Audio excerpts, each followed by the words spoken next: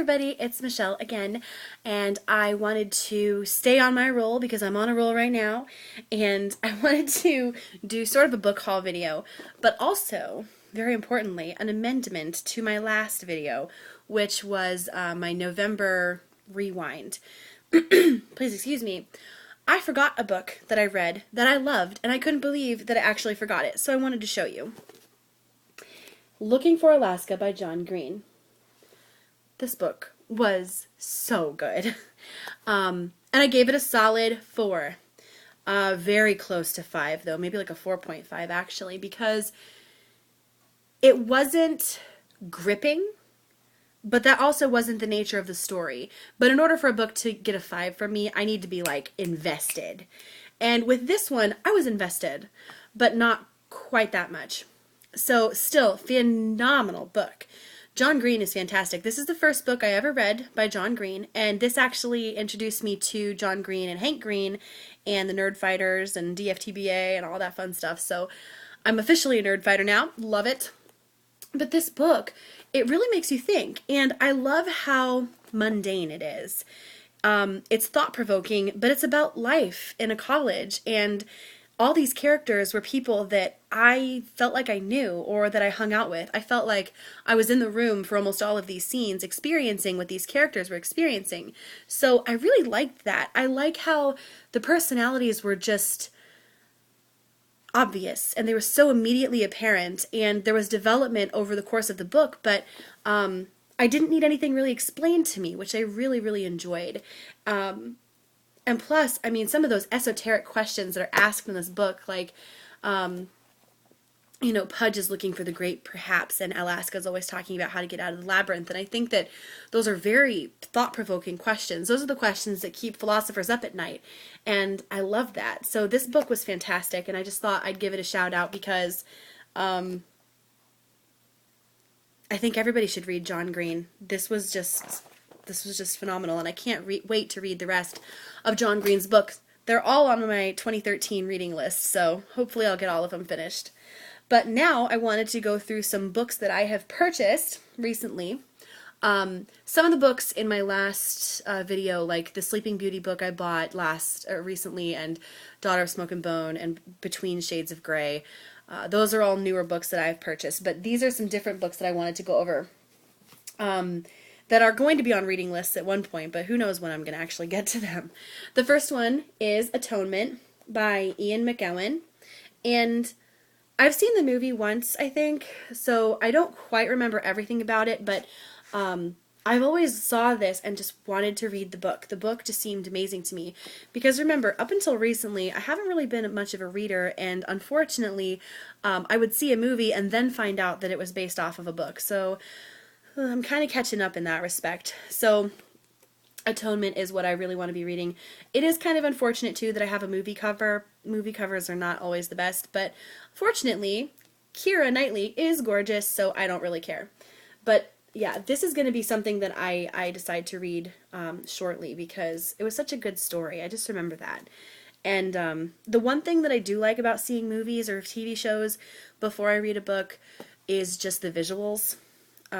It helps imagining what's going on better, because there's nothing worse than reading a book and having this whole picture in your mind and then seeing it and not only having the plot messed with, but having the visuals messed with. Like, one of the biggest things about like Lestat, for example. Oh my god, they messed up Lestat from the Vampire Chronicles so much. I think in the interview he was blonde like he's supposed to be, but then all of a sudden in Queen of the Damned he has dark hair, and it's just so annoying. But anyway, movie cover, that's okay. Want to read Atonement, I got that. The next book was kind of an accident. It just, first of all, the cover looks so beautiful. This is Chime by Franny Billingsley, and that you can't really see all the freckles on her face, but she's got all these freckles, and she's just got this whole Irish, here we go, wait, ooh, it's like she's looking right at you. Ooh. There we go, even better. So it's like this beautiful Irishy vibe, and it's about a witch. I think she's the witch. Her name is Bryony, which I also like, which, ironically, I think Bryony is one of the characters in this book. Cool. So I must have had a theme when I went shopping and I didn't know it. But I did read a little bit of this in the store because I wanted to make sure it wasn't too juvenile, because that can really turn me off from a book. And the writing style seems to be very descriptive, very nicely done. So I'm really excited to see what happens with this book, Chime by Franny Billingsley. All right. So next, oh my gosh, I'm a bargain book hunter. That's one of the things that I love to do. And a lot of these books I did buy, and I found it for bargains. And this one I was kind of proud of. I don't know if this is a good or a bad thing, but I got The Historian by Elizabeth Kostova for $1. I found this for $1, and it's hardcover. I couldn't believe that. So this book is thick, and it's heavy, and apparently it's also thick and heavy when you read it. So this is going to be one of those books that I just one day decide, you know what, I have to read this. But it's a vampire book, and I don't know much else about it, but it just seemed really in-depth, and I like that. So The Historian is another book that I got. This is something that I found that just looked interesting. I have read like The Kite Runner and 1,000 Splendid Suns by Khaled Hosseini, and I love, love, love, love those books. So I thought this would be similar since I'm going through Khaled withdrawal. And this is called The Age of Shiva. And this is by Manil Suri. And this is about this girl, Mira, and her marriage and her life and what she goes through.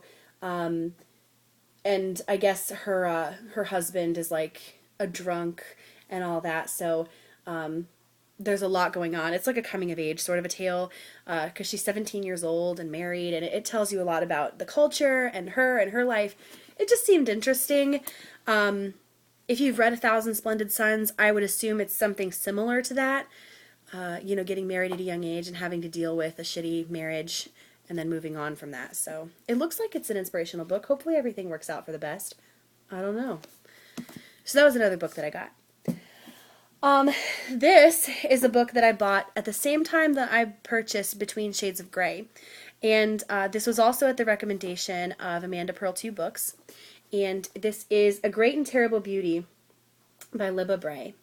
And I tried to read this on my way back from San Francisco, and I was really liking what I read. I only got to, because I get plane sick when I read, just like I get car sick, so I only got to page 29. But it seems like it's going to be pretty interesting. I think it could be very predictable, but who knows? The cover is gorgeous, so that's a plus. Plus, it's set in the Victorian England. Am I wrong? I don't know. I feel like that's true. But this is the Gemma Doyle trilogy. So if this is good, then I'll go ahead and read the entire trilogy, but we'll see. I've heard nothing but good things about Libba Bray, although I have not read anything by Libba Bray. So I think a lot of what might be fun about my channel is the fact that I'm pretty much a book virgin. And so, I was kind of... I knew all the really super popular authors that everybody reads, and I liked them, but, I have never heard of people like Libba Bray, who apparently is popular. So that'll be really fun to read that. And I think, correct me if I'm wrong, but didn't she write The Diviners, too? So that came out, and I really want that book as well. So, who knows? Maybe I'll just get hooked and become a Libba Bray fan. I'm very excited. Plus, I'm sorry, you have to give props to the name Libba Bray. It's just neat. So that's pretty cool. Okay, this last one, this book was gifted to me. And if you happen to watch Amanda Pearl 2 Books, I think she showed it in her video. But Cinder, Cinder is a book that was gifted to me by Amanda. And this looks really, really interesting. She thinks it's just the best book. Not ever, but fantastic book.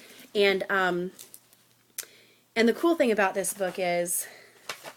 she got it signed for me. So it says, "To Michelle."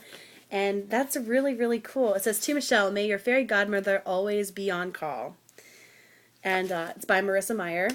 And that's really neat. I have a couple books recently that I started to get signed. That recently became a thing for me. I think it's cool to have books signed. And, you know, the fact that Amanda was thinking about me and actually got a book signed for me was really, really important and special to me. So she's just pressuring me to read it. So I'm sure that I'm going to read it soon. But I'm also pretty sure that the first thing I'm going to do after December is over is read The Days of Blood and Starlight, which is the second book in the Daughter and I don't know, is it called the Daughter of Smoke and Bone trilogy? Anyway, it's the second book after this. So I can't wait to read that. That's going to be the first thing that I do. And then I might go ahead and just read Cinder as well because, like I said, people have just said wonderful things about it. And it seems like a really nice take on an old fairy tale, so I like that. I think that's it for now. There are a lot of other books that I've gotten recently, but it would really take like a 30-minute video to show you all of them, so it's really not a thing. Actually, I don't know if I can do this without because I have you set up on like a pile of books. But there's a book that I got from my dad because him and I are ghost hunters, and I said that I would do ghost hunting books. So I'm going to read this soon, but this is called Dark World, Into the Shadows with the Lead Investigator of the Ghost Adventures Crew by Zach Bagans. And first of all, Zach Bagans is hot. So, yeah. But you know what? If you watch the show Ghost Adventures, he looks like a nut job because, I don't know, he just looks crazy. But my dad read this book, and him and I had the same opinion of Zach. But he said, after you read this book, you actually have a lot more respect for what he does because his perspective is not what you would think. So I'm looking forward to seeing his view and his take on what he does. So that should be really interesting. Plus, look at how creepy hot he is. Hot. So yeah, I'm going to read this shortly too because I'm actually going to be going on a ghost hunt here in a few days. So, you know, I've been on a few before, but this is going to be really super exciting. Ghost Adventures has actually been there before, so that's going to be kind of neat. But, I don't know. It's just a new thing, so I might review some of those books as well on this channel. But, yeah, thanks for hanging in there again with me while I show you books that I love. And I look forward to talking to you more and more about this kind of stuff. Bye, guys.